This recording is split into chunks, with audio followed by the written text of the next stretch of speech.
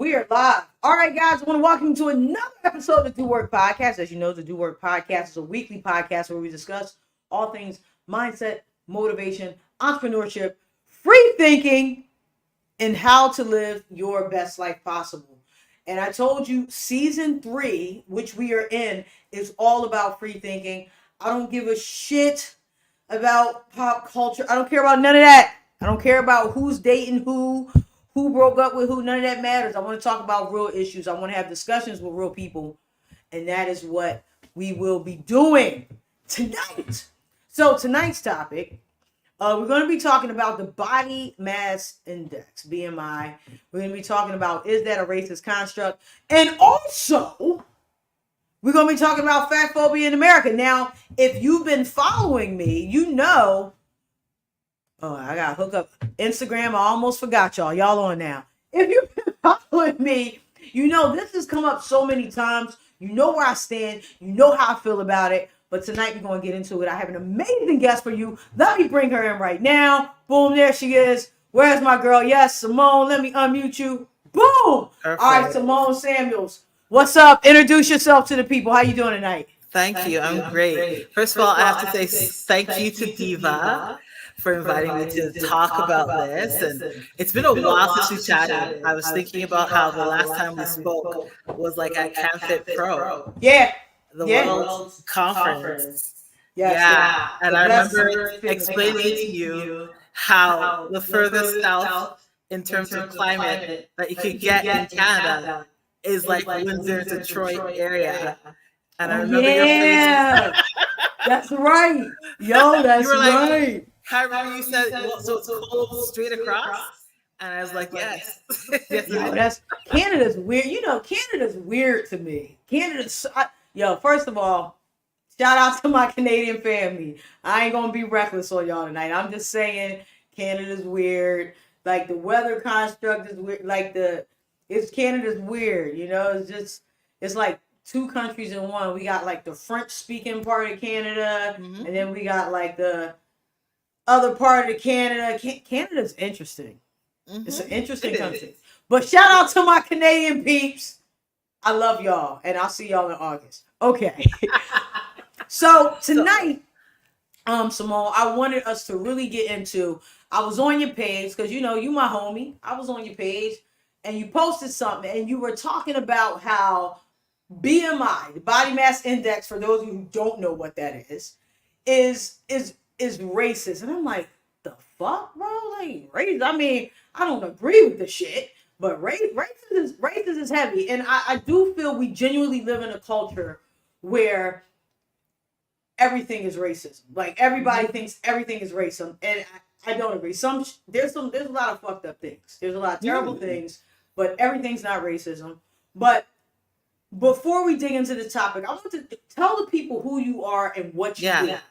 Yeah, sure. So I wear many hats. I'm multi-passionate, and I honestly struggle to describe like who I am and what I do. But currently what I do is I'm a fitness professional. So I'm a certified group fitness instructor. I'm a personal trainer, both certified by CanFit Pro. I'm a pro trainer as well. So I train and certify future fitness professionals.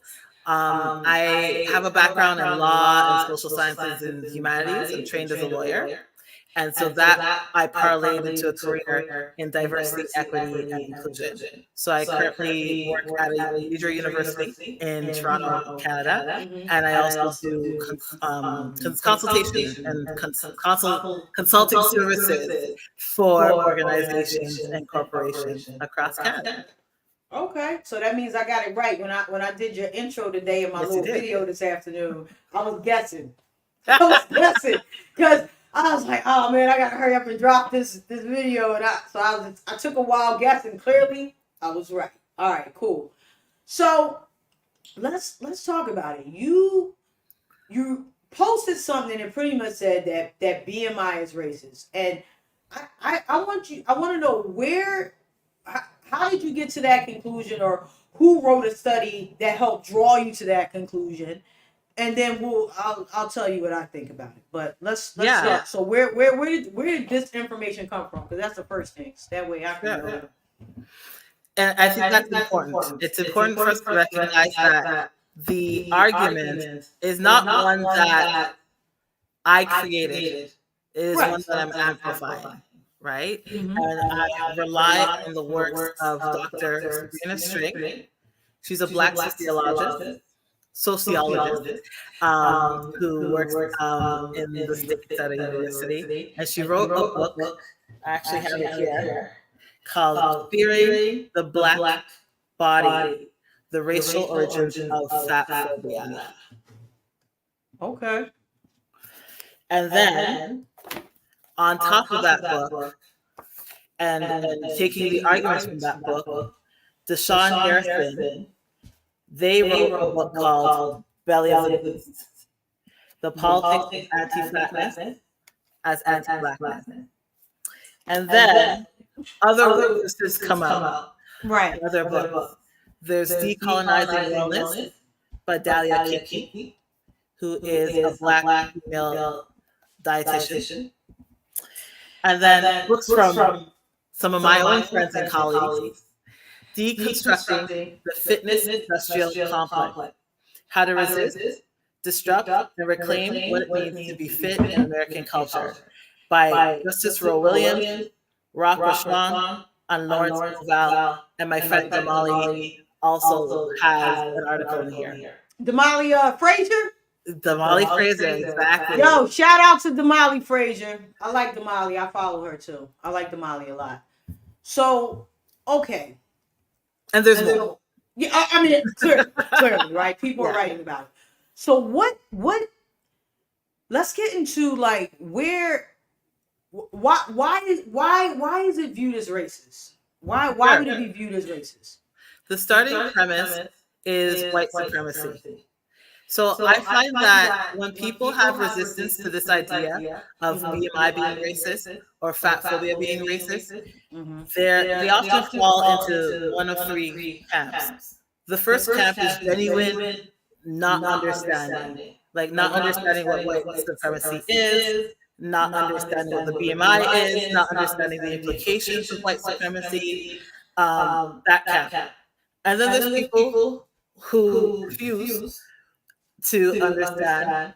And then there's people who also haven't kind of read the research and studies, right? So all of this is part of an argument. And I find like a lot of times when folks have resistance, they haven't necessarily taken the time to kind of read the studies and the books and the things that have been written on this subject. This idea, like I mentioned, came really from Sabrina Strink and Aubrey Gordon. Aubrey Gordon, who's titled on social media, Your Fat Friend, they wrote an article in Medium talking about the racist origins of BMI and how the BMI came about. And that is where I first found out about the racist origins of the BMI. Okay. I think a lot of us, those of us who understand the BMI, we understand that the BMI is inaccurate at the very least. Those of us who are fit and are working fitness spaces, we know from a common sense analysis that there are people who we look at and who we would consider as fit, but technically they're obese. By BMI, 100%. Right? So for the longest time, even as a fitness professional, I was like, BMI is inaccurate. And that was it. I didn't think anything about racial implications or anything like that. But it's by reading Aubrey's article that I was like, oh. So it all starts with white supremacy. So white supremacy is the idea that white is superior to any other race. Right. All other races are inferior. Unless we all agree on that working definition, then it's going to be hard to believe anything else based on that definition, right? Racism is based on white supremacy. It's a system of discrimination and prejudice based on the color of somebody's skin. And there's a racial hierarchy. White people at the top, Black and Indigenous people at the bottom. people of color in the middle. Right? So those are the two frameworks, the foundation of these arguments. Okay. So therefore, any standard that is predicated on white supremacy, on this idea that white is ideal and white is superior, to the exclusion of any other race, and is applied to a diversity of races, is racist. So, but this is the thing. They're fat white people. Yes. They're obese. They're obese white people. They're fat white people. I actually had a doctor friend of mine who told me he doesn't like the word obese, but he had different origins for that. But they're fat white people. Like we're using. I understand. Standard. I understand. Right. I get white supremacy. Right. So if we're using the construct of white supremacy as the breakdown, okay, white is right. You know, top of the food chain, like you said, people of color. Everybody else down here. But I'm still trying to tie together where it being racist comes in. We said it's inaccurate. We know it's inaccurate. Like I used to teach, I used to be adjunct faculty at a university for a few years, and I used to teach fitness, like the history of fitness. Yeah. And one of the things I would say to the kids is BMI is not accurate. Like if you're an athlete, you're going to be considered obese by the BMI. It's like the math ain't going to math for you. So I'm just trying to find out how that has been tied exclusively to minorities, blacks, people of color. Like why is it like a jab at us per se, and not just it's just a crappy formula. Like it's just a crappy formula. It's terrible. So that is a huge okay. So we're gonna go on a little journey. So no, that's why I'm telling you. That's why when you posted, I was like, please explain to me, because I don't see it. I don't see it as racist. I see it as a shitty formula. Like it has. There's fat white people, there's fat black, there's fat Indian people, like it's everywhere. And according to BMI, even a fit athlete is obese, so it's everywhere. Exactly. It's a completely inaccurate system, but I want to understand why. And I'm glad you gave me these books, because I'm legit gonna read them. Yeah. Like I want to know, but I want to know why is it? Take me on a journey. We got time. So, take me on the BMI. Was created by a man named Adolf Quintile. He is a sociologist and a mathematician, but he's not a doctor, right? He was a statistician. Okay. And he created this BMI, and he used white men to create the standard of the BMI. Right. White Scottish men, because he wanted to find the ideal size. Mm-hmm. He's French, so he called it le moyen. Mm-hmm. So the very fact that a white man created a standard based on white men, that in itself is white supremacy. It's to give you another analogy. There's a book called Invisible Women, talking about how a lot of things in society have just been created for and by men, but applied to all genders.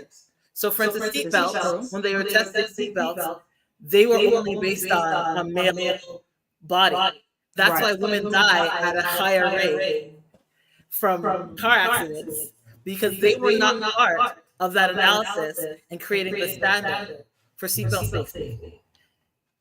So, to use the same analogy, we are taking a standard that never had anybody other than white men, not even just white people, white men in mind, and applying it to a broad spectrum of the population. So to quote Deshaun Harris, he says, because I want to quote directly from him. Sure. I'm just in the chat asking people what they think. Yeah. So Quintile was clear that the intent of the BMI was to measure population to develop statistics. It was never meant to be an individual measure of health or, fitness. But that's how it's been applied. Okay. And interestingly enough, the BMI hasn't been used to or attached to health until the 20th century when it came to insurance implications. And Aubrey Gordon talks about that in their article. Furthermore, yeah, go ahead. No. Go, and then I'll go. You go, then I go. Furthermore, the idea of the BMI is attached to fat phobia. So Serena Strings, in her book, she talks about how once upon a time, fatness was seen as valorized, glorified. Everybody wanted to be fat historically.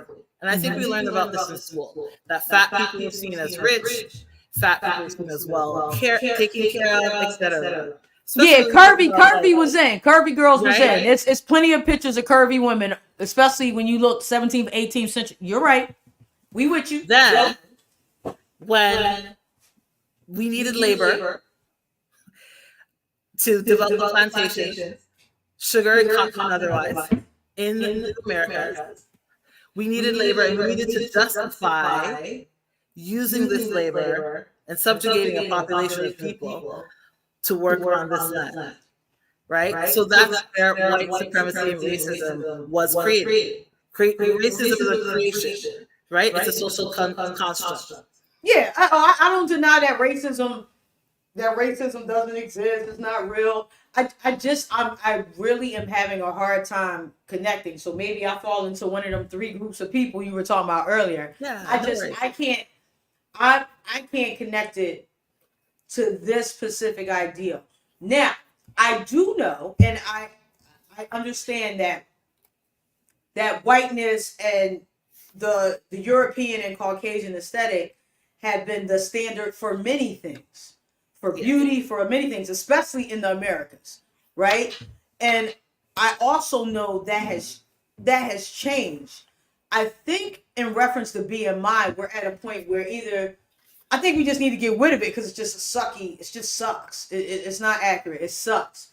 But that is not something, because that I don't necessarily. Well, by the definition of racism, if it's technically only based on males, that would be a form of discrimination. So, okay. I just think the way we use racism now and how inflammatory that word is, that word attached to something so trivial, it doesn't rock out. It doesn't sit. Like that's not something there's plenty of shit we need to be upset about that's racist. Agreed. So then my question is, why are you so passionate about this particular thing? Like there's a lot of racist shit we need to be upset about. Yeah. I just don't think if you're gonna say this is one of them, then my response would be, I don't see that as a fight to fight. Like that's trivial. There's plenty of things we need to get into. So the fact of the matter is, Black people are hurt by the BMI the most. When it comes to our racial disparities, when it comes to our health conditions, when it comes to any kind of disease or pathology we have, we often blame the Black body. We often blame hypertension on the fact that Black women are too fat, our diets are too bad, as opposed to looking at racism and the stress of racism. We're taking a racist standard and we're telling people, especially Black people and brown people, you are too big, without recognizing the systems of oppression in which we act, in which we work. Right? Mm-hmm. The other thing is, there are studies that show that Black women are healthier at a higher BMI compared to white women. So we also have different health outcomes based on this racist standard that's being applied on us. There's also a study I found, and I can send you all the articles, that show that it's harder for Black women to lose weight. And one wonders why. And part of it is because we're not talking about the psychosomatic effect of racial stress on our body. So why I'm passionate about this is because for my whole life, I've been told that I'm fat or obese, no matter what I weigh, no matter how fit I was, no matter what my metabolic markers said, my clean bill of health. I remember one time going to a doctor and it's like, You don't have diabetes. You don't have this. You don't have that. Your A1 is fine. Your sugar is fine. And I told him, so I'm healthy, right? He's like, no, but you're still fat. I will never be skinny enough for this world, for the medical establishment, based on the BMI. I remember I did a body composition analysis since I was getting into the fitness realm. Right. And they tested my body. They looked at the weight of my bones and muscles. And my bones and muscles alone was 180 pounds Mm-hmm. without even putting fat on it. My BMI tells me I need to be 150. If I listen to BMI, I will die. So I got you. So let's go back to people of color and health. Yeah. I was actually talking to a friend because I was telling her I was coming on with you today, and I was like, one of the things that interested since slavery, the African American diet has been absolute trash, right? Because during slavery, we had to eat whatever was accessible.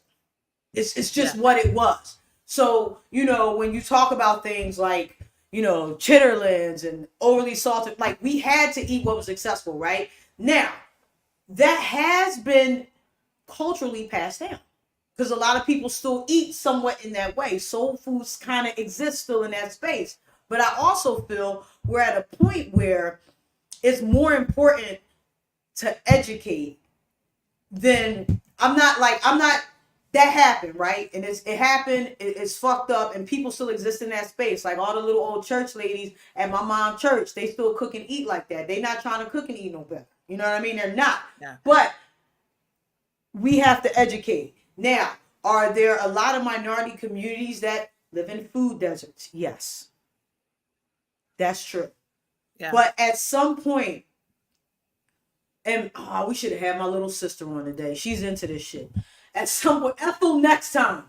At some point, as a people, we have to take responsibility and be like, all right, this is fucked up. Let's get, like, you got smart about it. I got smart about it. Yeah. Like when I was growing up, my grandmother used to cook turkey necks and collard greens. Like that was common. Yeah. And it's not that it was necessarily unhealthy, but the way it was prepared was unhealthy. You know what I mean? Like, but when you go from a mindset of eating to survive. So slavery was about, I'm eating all this. I'm eating the fat, I'm eating everything because I don't know when we're going to eat again. We got to work in the field all day. I got to eat to survive. I think part of it is maybe it's trauma, but we're no longer in that place. We are no longer in that place. And it's important that as a people, we realize that we got to move away from that. And that's why I spend so much time harping on people about, especially people of color, about what they eat and what they do. Because I'm going to be honest, I've been in the fitness industry 25 years. The hardest group I have trouble with getting into fitness is people of color. Mm-hmm. And that's even with barriers of entry to take away Diva's rates. I can say I'm gonna do it for free. Yeah. And that is the hardest group that I have that I can get involved in anything healthy or more fit. Now, since I've been in the industry, that has evolved. It's a lot better. But I would be less concerned about, and again, you amplify what you want. I'm more concerned about, all right, if we think this system is broken, I mean, fuck why it's broken. I'm more like, I want to fix you. I don't care what other people think. Like you said, you're never going to be 150. Like, that's crazy. You know what I'm saying? By BMI, I'm supposed to be like 120 or some shit. It ain't going to happen. You know what I mean? I'm a big girl. But I don't care about that. And I think there has to come a point where you have to be like, all right, the system is broken. It don't matter what that is. So if you're a bigger girl and you're healthy, great. Like when I had my boy on the podcast, my boy Alan Roberts, he's a piece of work. I fucking love him. But we were talking about, and this kind of leads into the whole fat phobia thing. And I said to him, I said, I have no issues with fat people. I have issues with people not taking their health seriously. Like, I know you're an advocate for PCOS. Yeah. That's the issue. But somebody sitting at home being 600 pounds, that ain't an issue. That's a choice. That's a choice. To an extent. So that's what I'm saying. All right, so let's go. We have to, as fitness professionals, we have to be mindful of the systems in which we practice. Right? We can't just leave that by the wayside. And that's why I started with white supremacy. Because oftentimes we talk about racism, when we talk about individual responsibility, we talk about it outside of the context of white supremacy. And one of the tenets, one of the features of white supremacy in our society is individualism. There's like 10 tenets or features of white supremacy in society. And I also don't think we see or realize how far the tentacles of white supremacy reach. Because I used to be like you. I used to be like, not everything is racist. We overuse that word until I started to really learn about white supremacy. And I realized, honestly, white supremacy is everywhere. So we have to really be mindful of the systems. So what I mean by systems is if I had a black client come to me and they're like, I want to lose weight. We have to look at the individual and the system. So I look at them and like, okay, I would ask them why you want to lose weight. Right. The reason why they want to lose weight is not just because of their individuality, not just because they want to have a nice looking body, unbig our backs for summer. There also is a societal expectation system that tells them that they need to be smaller. As a fitness professional, I need to be aware of the systems of oppression on my client's body. If I had a client who came to me, a black female client, and said, I have high blood pressure, and we know that black women have a higher rate of hypertension compared to anybody else, right? It would be ineffective for me as a health professional to say, it's only because of how you eat, you need to exercise more. I recognize, especially as a black woman myself, your lived experience as a black woman is more stressful than your counterparts. We know that stress raises cortisol. We know that cortisol raises insulin. We know that insulin is a fat storing hormone. We know that blood pressure and stress are correlated. So it's about your individual choices, but it's also about the fact that you live under chronic stress day to day in a system of oppression. As a black woman, as a black person, as a black woman, as a woman, you have intersectional marginalization. And chronic stress day to day, we know, gives rise to illness. There's another book, the Theory of Normal, something like that, by Gabor Mate. And he talks about how stress and dis-ease gives rise to disease. There are psychosomatic reasons why we present with what we present with. It's just like if I had a black person come into my gym after George Floyd was killed, and it's like, okay, let's go do deadlifts. You're not in the headspace to do deadlifts. Somebody who looks like he was just killed. So I can't ignore what goes on in society. We can't, but I'm gonna say this. I don't ever subscribe to, just the mind, like, shit's fucked up. It's fucked up everywhere. I grew up in North Philly. I grew up in the hood. So yes, there are stressors everywhere. But there's never a day that's gone by where, I let that be the reason. So when people come to me, when black women come to me, or people of color come to me and they're like, this is happening, that's happening, the first thing I say to them is, it's going to sound fucked up, but life is hard. It is. Nobody cares. So we either going to make a choice to press forward and be better, or we're going to let the system destroy us. And me personally, I refuse to be a victim to any of that. And it's not like my life is so great and so amazing, But I refuse to be a victim to that. I'm not going to sit back and be like, because white supremacy exists and it makes a lot of things hard. And I'll be very honest. When I was a little girl, I'll never forget this. I'm actually putting this in my book.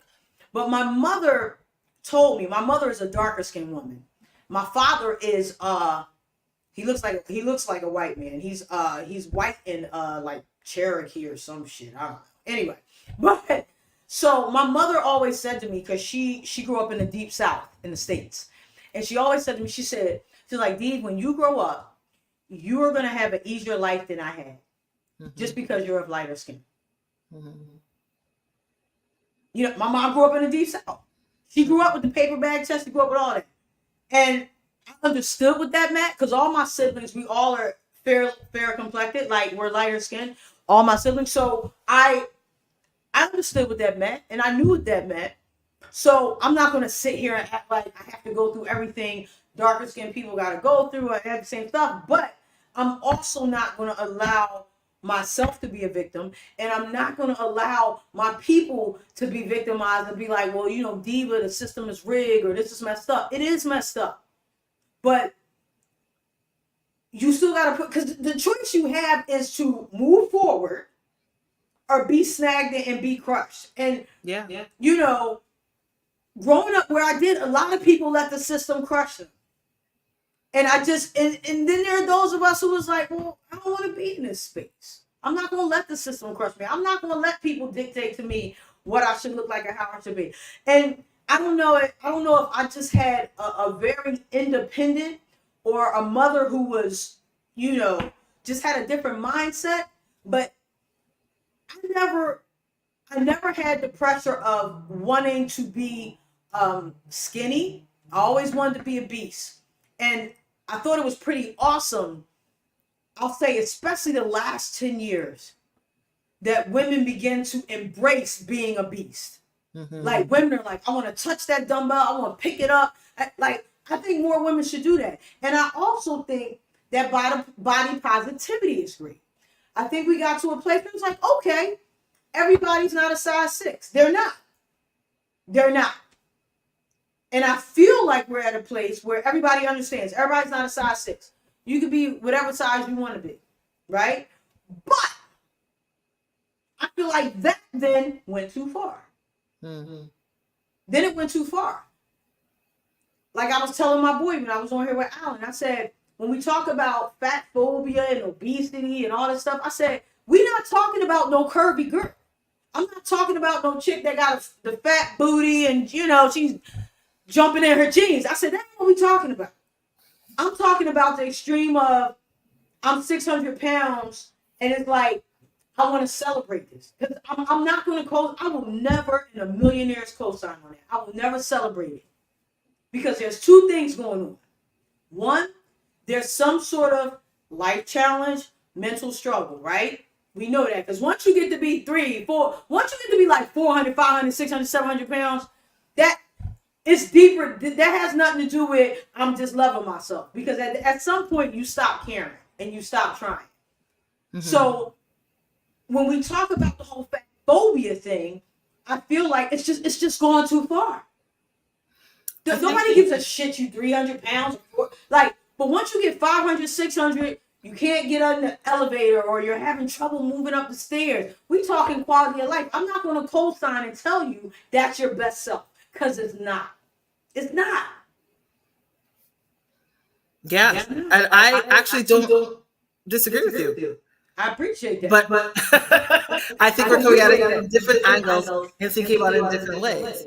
Anytime somebody is 400, 500, 600, 700 pounds, it could very well be a lifestyle thing. It could very well be a mental health thing. Absolutely. But you asked me earlier, why is this so important to me? And the other reason why this is so important to me is where we place the blame and where we have control, right? When I believe that everything is within my control, that my health is in my control, and how much I weigh is in my control. That means when I don't lose weight, I'm going to take it out on myself. I'm going to say it's my fault, right? That means that if I gain weight, I'm going to take it out on myself. I'm going to blame myself.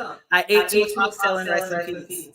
what I've learned over being a fitness professional, but also my lived experience, is that I have some personal responsibility, but I can't ignore the social determinants of health. I can't ignore the context and other things around me. So that helps me take some personal responsibility. I'm not saying I don't believe in personal responsibility. I'm not saying I believe in victim mentality. I think you ought to do all the things in your power to be healthy, including seeking out information, seeking out fitness professionals like you and I. Don't just roll over and say, oh my gosh, I'm sick, I'm not going to do anything. Right. So I agree with you on that. But when it comes to your fatness, it's way more nuanced than the fitness profession and the medical profession has ever told us that it is. And when somebody's 500, 600, 700 pounds, and we see this on like TLC and, you know, my 600-pound life and all that kind of stuff, they cast the people in a way of like they're slobs, all they do is eat pizza, it's a willpower thing, and you have Dr. No like basically being rude to patients and being like, you need to get off your fat ass, you need to work harder.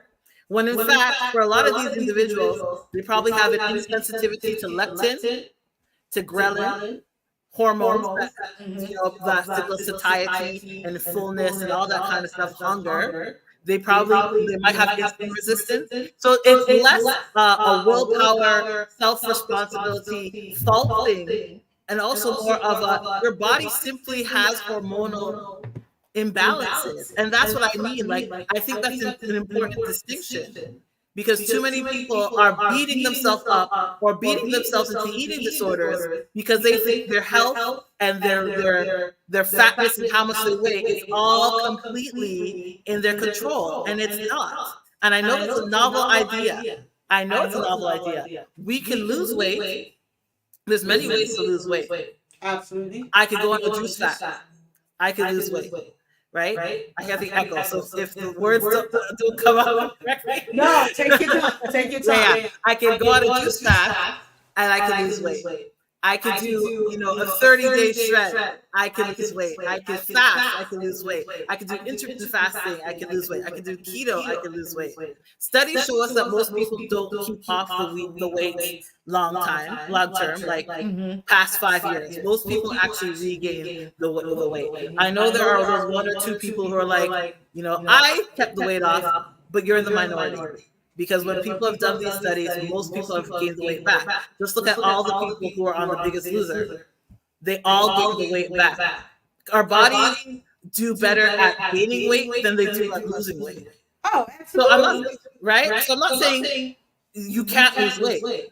All I'm saying is that your body has a set point in terms of its weight, and it's probably going to be about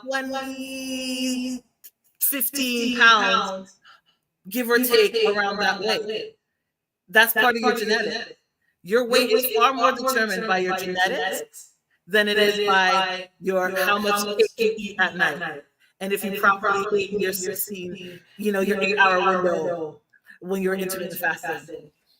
I think there are outside factors, but I'll say this. I think more people, the issue is personal responsibility versus outside factors. Because a lot of people, sometimes I'll have people come in and I'm like, you ain't got no issues. Like, you ain't got no issues. You ain't got no issues. You, like, what? You got a medical condition. Them being stressed, I get it, but the stress ain't going nowhere. So what are we doing? What are we going to do? We just going to be like, fuck it, I'm stressed and not try? Or are we going to move? And that's what I'm getting at. Like, yeah, we can't just sit on that. Like, there's all these things happening on top of me being, I get it. Everybody, I get it. But I think fat phobia is now a buzzword. It's a buzzword. It's a buzzword. Like when I did my video talking about fat phobia before, somebody said, "Oh, you're fat phobic." I'm not scared of fat people, so I'm not fat phobic. I don't dislike. I'm not. The definition of phobia and fat together don't make sense. I used to say the same thing about homophobia. I used to say, I'm not scared of gay people, so I don't understand this idea of homophobia. But phobia in this sense is considered hate. And in our society, we hate fat people. We don't like fat people. I don't think society hates fat people. With how society is designed, with the small ass, airplane seats, with how scales are designed, they only go up to a certain weight. When you go to most stores, they only carry certain sizes up to maybe a 16 if you're lucky, XL, 1X. This world is not made for plus size people. We don't like fat people. I don't think the world hates fat people. What I do think is the airplane thing is crazy because I'm not even a big girl, and unless I'm flying in first, I'm like, damn, it's tight. I don't think that has anything to do with fat people. That has to do with money. That's just corporate greed. That's just how many people can we squeeze in a plane? I don't think they're sitting in a meeting like, fuck fat people, make the seat smaller so they have to buy. Not doing that, but from white supremacy, we get capitalism, we get fatphobia, we get racism, we get homophobia, we get transphobia. It all starts with white supremacy. So capitalism is related to fatphobia. With Ozempic, Mounjaro, all these so-called health drugs being pushed, it's about eliminating fat people. How many times, I'm sure you, me, most of my friends, when you go to the doctor, the conversation is about your weight. Even if you are at a healthy weight for yourself. Our society, when I say our society, I'm not just saying like any one subset. I'm saying everything from the medical establishment to, the weight stigma and how people are discriminated against, people of size are discriminated against. It's because they consider fat is bad and we want people to be smaller. That's also part of fatphobia. The fear of gaining weight, right? Because fatphobia says that fat is bad. And I've had to unpack this for myself. But the phobia definition with fat, it wouldn't mean that. Because phobia means extreme or irrational fear or aversion to something. Yeah. Like, so unless, and I'm quite sure, let's be clear, there's somebody somewhere who legit has a fat phobia. They're terrified of gaining weight. Or if they see an obese person, they're fucking terrified of fat people. But that's not how the word is used. And everything is like, if this doesn't work, oh, that's fat phobic. Or if this doesn't work, this is transphobic. Or if this doesn't, it's homophobic. And that's not the case. That's not, and there are going to be some people who legit have phobias of becoming fat or fat people, but that's not how that word is used. So maybe the issue is we need to find another word. We need to find a phrase, but fat and phobia together don't represent the argument. I agree with you. It's not the best word when you look at the etymology, but again, the phobia here is used less so in terms of fear, more so about hate. I actually like to talk about weight stigma. The fact that people are stigmatized because of their weight. That's another way that I talk about fat phobia. Fat people have stigma. They are stigmatized by society. We see it even on the news.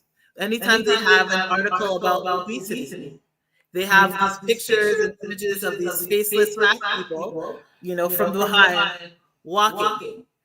Anytime you watch a movie, the villain is often a fat person. If you think about the fat villains, Ursula, yo, you reach it. I'm gonna tell you why. No, honestly, there's some sexy villains. Time out. No, there's some hot villains with great abs. No, I'm not. I mean, the actual fat villains in children's movies and children's books, fat people are often represented as ugly, slow, or the bad guy. I think about 101 Dalmatians, and I forget what his name was, Roly or Polly. The bad guy that was stealing, the two minions that were stealing the dogs, right? You talking about 101 Dalmatians, the one about the dogs, the 100 dogs that were. Yeah. So that the little run to the group. Yeah, I think it's the same movie. You sure? I'm about to say, because Cruella de Vil was the bad guy. And 101 So not in Dalmatians. every movie is the fat person the bad person. What I'm saying is that the representation of fatness in the media is overwhelmingly negative, and usually it's represented as slow, the funny best friend, the villain. There's certain fat tropes that we see that we therefore carry over into our I lives. think that's for everything. That's just, I think that's stereotypes. One, there ain't that many. There are a few. I'm not going to generalize like that. But if you in a foot race, unless a fat person can legit run, they're going to be slow. Like that's, I don't even think that's necessarily a So I have stereotype. to ask you, where does that idea come from? Why do you think that? Because that is not my experience. Why do I think that? Why do you think that? Because I've seen fat people run. So all the fat people you've run. I've seen fat people run, and they don't run as fast as people who aren't as big. And so you need to have more exposure to more fat people, because there's a lot of fat people who can run and have speed. And I'm quite Right, yeah. So what I'm saying, boys on the block that can freaking run. I've seen fat boys down the corner, boys run from the cops. I'm not saying that it's fat boys that can't run, but most, if we went out right now and grabbed 10 fat people and was like, all right, y'all, I'm going to have you guys run to the end of the block and back, most of them wouldn't be able to do it. And I'm talking generally speaking. And we could grab 10 skinny people. I would bet on that. And we could grab 10 skinny people, and many of them would not also be able to run to the end of the block. Yeah, this is true. I train those too. So what I'm saying is, like, we all have internalized weight stigma, since we don't like the word fatphobia, right? And so anytime we think about what can fat people do, what fat people can't do, how they are represented, all I'm saying is that we need to be critical and ask ourselves, where did I get that idea? Why do I think this way? I know as a fat fitness instructor, I've had people like, oh my gosh, wow, you're a fitness instructor? Why would you be surprised as a fitness instructor? That idea comes from somewhere. The idea that fitness is a certain size. I don't have a six-pack. Here, this person in front of me is supposed to be a fitness leader, and she doesn't have a six-pack. There's a reason why you're surprised. I think you are. I agree. Because my friend, I have a guy that I teach kickboxing with. But I'm a real motherfucker. I told him, I said, yo, I didn't think your ass was going to be able to do it. Because he moved a little slow, but when he got in class, he was more like, okay. And more, the stigma, because mind you, I've seen this with smaller instructors too. I just want an instructor, you ain't telling me to do shit you can't do. Point blank. So that's big or small. So if I walk in and there's a bigger instructor there, I'm like, okay, they better be ready to tell me what. I don't give a shit if you got a six-pack or what size you are. If you look like you're like bigger, like fat, obese, then I would be able to do it. Because what we're trying to create is this. I need to know that as a person coming into a class, I have goals to reach. I'm hoping you can be that person. So regardless of whatever I say, looks don't matter. No, they matter. I don't give a shit. I've had fitness coaches that was like big jockey, just fit. They weren't shredded. They just fit dudes. But I looked at him and was like, he can help me get where I want to be. So when I walk in the room, I need to know you can get me where I want to be. And the first impression of that is what someone's look like. People can act like, no, you shouldn't judge a book. No. The first impression is when people walk in to see me, they walk in to see you or anybody else, they be like, can this person get me where I need to be? And if I walk in a room and you're like 400 pounds, I'm like, I don't know if they really understand what a fit lifestyle is. I don't need you to be skinny. I got curvy girls that fucking rock out. But I need to know you can get me where you want me to be. And it's not me being, I'm gonna watch. I'm gonna be like, yo, if she can do it, then boom, let's go. And all I would say to that, because many people think that way, but all I would say to that is you have to ask yourself, why do I think this way? Why is it I look at this person and automatically I think that person cannot get me together? That person cannot get me to where I'm trying to go. Why is it that I look at this person and assume that they can get me to where I want to go? Because as we both know, there are personal trainers who have six packs, boom, boom, boom, boom, boom. They're great at sculpting their own bodies, getting Oh to a yeah, low but they body can't fat train other percentage, people. but they can't train other people. 100%. So we have to constantly, as fitness participants and professionals, ask ourselves, why do I think this about these people? Why do I think this about the person in that size body or of the body who looks that way? That's all I'm trying to get people to do. Yes. I'm not anti-weight loss. I'm just anti-weight focus. I'm just saying this is all much more nuanced than we ever really admitted to ourselves that it is. And I don't want people just carry the burden and shame of being in a body that doesn't fit. But I think we're at a point that you can be in whatever body you want. Like, don't get me wrong. I see all these fucking 20-year-old girls on here, you little skinny ass. I'm like, bitch, you ain't had no kids yet. You ain't lived life yet. See you in a couple years. You know what I'm saying? 20 Diva's fit. 20-year-old diva is a different body than 46-year-old diva. Right? That's just growth, maturity in life. But we cannot deny that unless you're some elite coach, like I got some old boxing coaches that be coming in with canes, you know what I mean? Like one eye and shit. But you know, this man is trained 6 champions, like his resume is large. Yeah. So, okay, I know he can get me where I want to be. But when I first walk in, we can't act like appearances don't matter. We can't, because they do. They still do. People try to act like they don't, they still do. Now, I'm going to walk in, like I said, we ain't talking about curvy girls, but you're not going to be a 450-pound fitness instructor telling me to eat good and do better, because I'm going to be like, bro. And I'm learning not to judge. I think historically, like when I was younger, I would look at somebody and be like, you're a personal trainer? Like my brother and I would often like shoot barbs and be like, how are they a personal trainer? And now that I'm a personal trainer, I know so much more. And I know that just because you're able to change your body doesn't mean you're able to change other people's body. So if a sumo wrestler, Olympic, winning sumo wrestler was in my class and was going to train me, I actually have something to learn from that person. You're an athlete. But because of his accolades, because of who he is, it's his accolades. Because if he didn't have them accolades, I don't know what you do. I'm really not interested, because this is where I want to go. And unless you got proof, social proof, like, hey, this is what I do, this is what I train, this is what I've done, it doesn't matter. It doesn't matter. But I'll also say we listen to fat doctors. You know what's funny? I had an issue with that. So I'm gonna tell you a crazy story. When I was in college, I was like young in college. I remember going to the doctor. My original family doctor had retired. Called my mom because I was still on mom's medical insurance. I was like 21 or something. I go in and I was upset because we were talking about. She was just asking me like how was school and stuff. And I was so upset that we started talking about, making sure I don't eat too much and gain the freshman 15. And I'm like, looking at her like, you ain't even shit. Like, what you about to tell me? And then I remember, so vividly, her doctor coat, like she must have just ate lunch. She's a big girl. Had food on her coat. And I remember calling my mom. I was like, I'm not going back.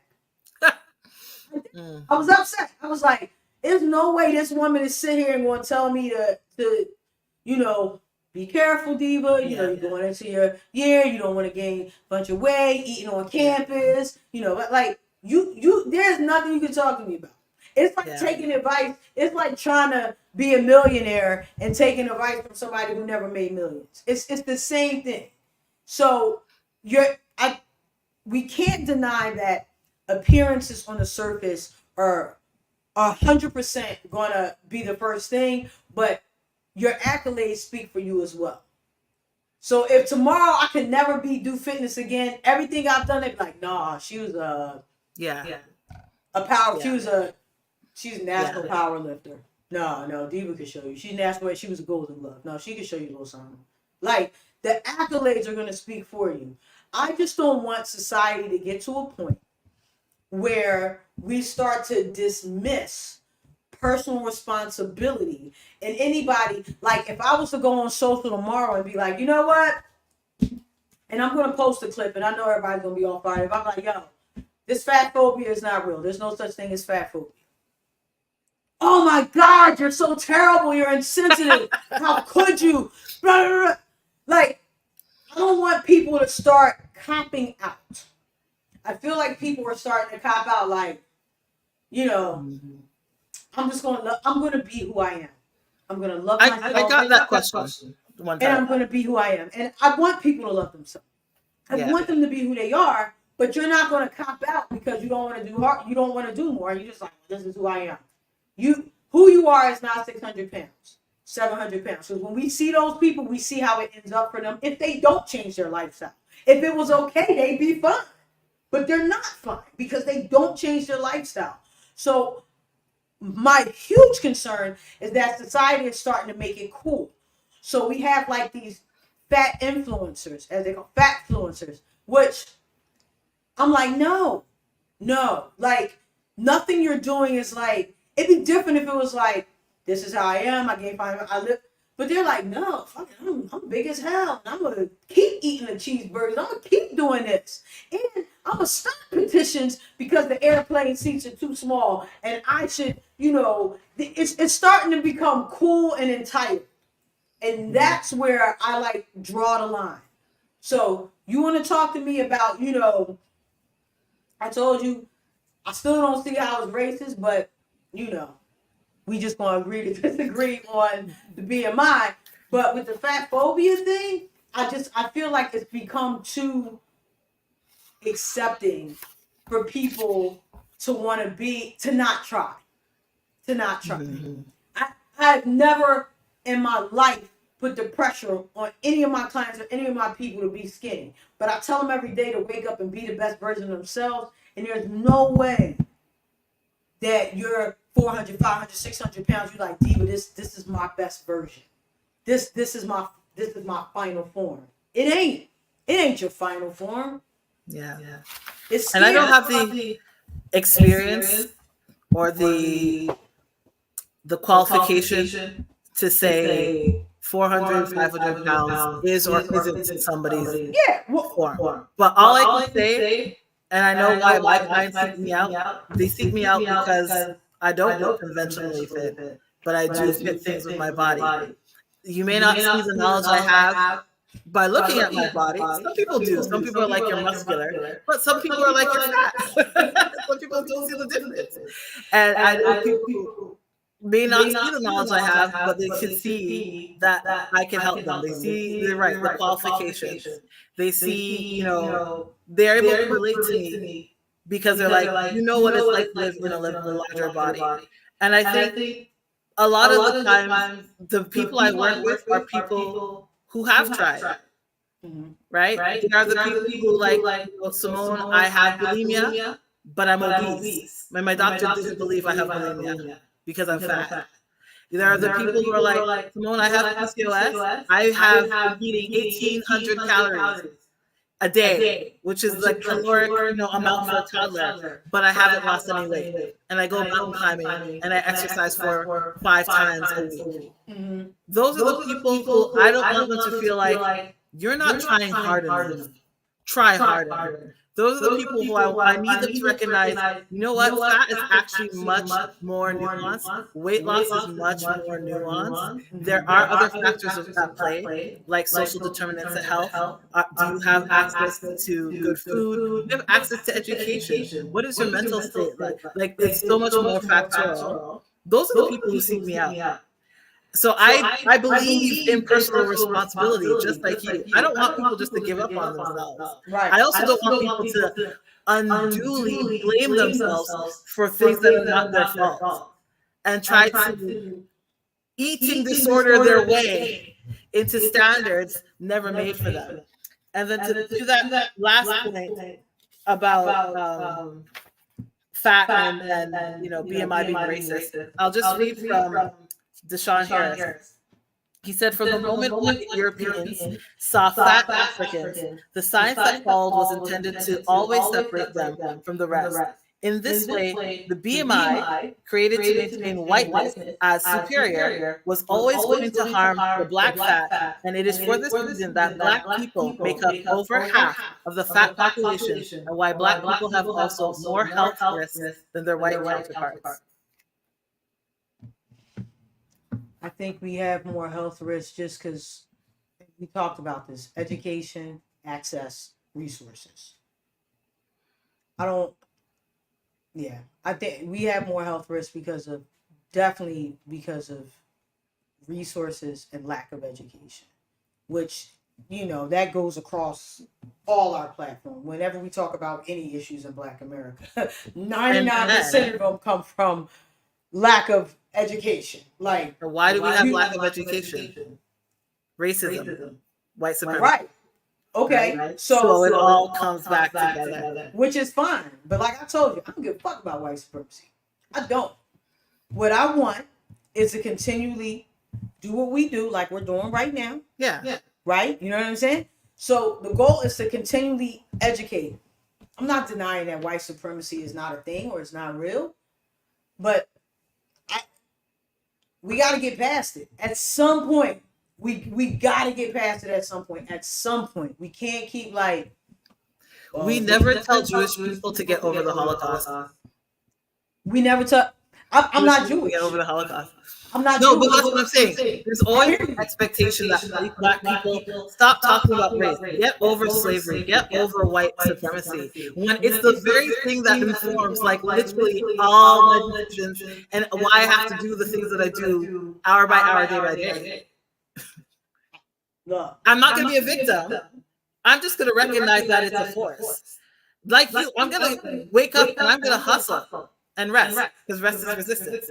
But I'm going to wake up, I'm going to do my best with the cards that I'm dealt. I'm not just going to roll over and die.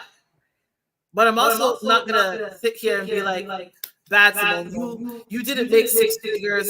It's all your fault that you didn't make 6 figures. It's all your fault that you're not a billionaire. There's more factors why I'm not a billionaire. There is. There are always going to be more factors. But I just feel like I cannot put energy into those other factors. I can't be overly concerned with glass ceilings. I just want to keep fucking crashing them. I just can't. And the people around me, I try to teach them the same. Like, we can't. The only way we break them is to continue to move forward. We acknowledge it. We see it. I know it's a glass ceiling there. I know it's certain positions where women of color, especially myself being a gay woman of color, and especially myself being gay woman of color, moderately conservative, like, I know, like, I know there's ceilings. I ain't stupid, but fuck your ceilings.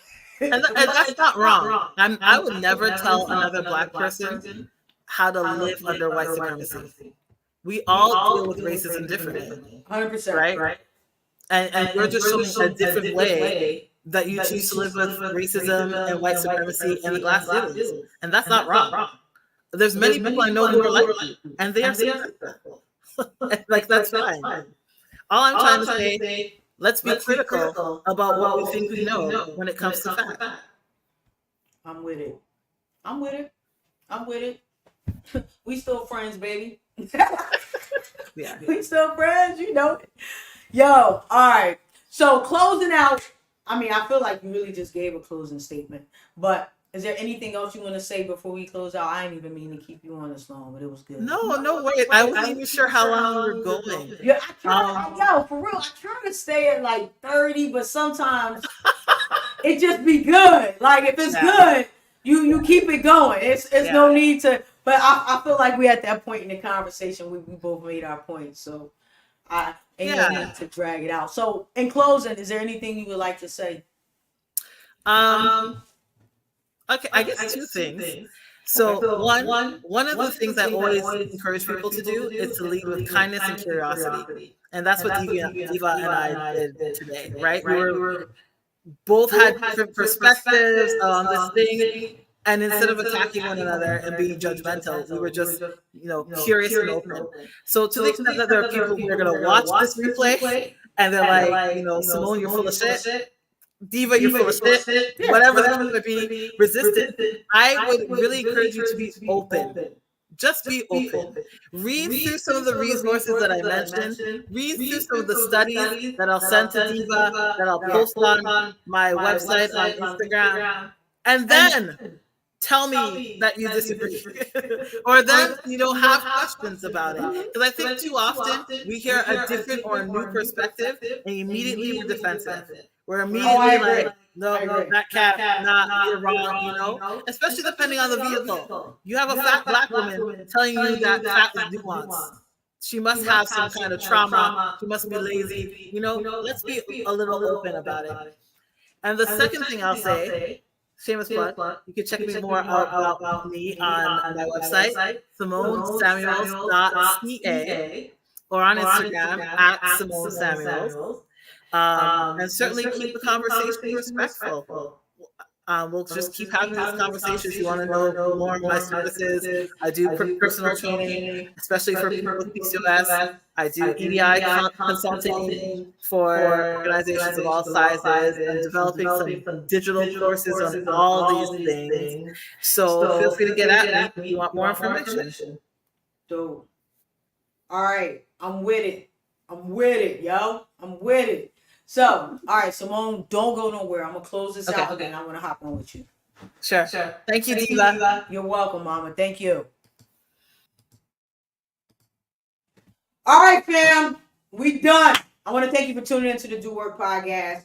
Like I said, it's a weekly podcast where we discuss all things mindset, motivation, entrepreneurship, and free thinking. And one of the things I want to encourage in season 3 is dialogue without getting stupid. You know what I mean? You gotta have dialogue. Because we just finished this conversation. We don't agree. We don't. That don't mean I don't fuck with her. We just don't agree. So the more you have the dialogue, the more you can present your perspective and listen to other perspectives and see where maybe you do meet in the middle, where you do have common ground. So thank you guys for tuning in. Make sure to hit the boom subscribe button, hit the like button. I appreciate you guys. You'll be able to check this out on all platforms ASAP. All right, fam. Have an amazing evening. Be great. Let's go.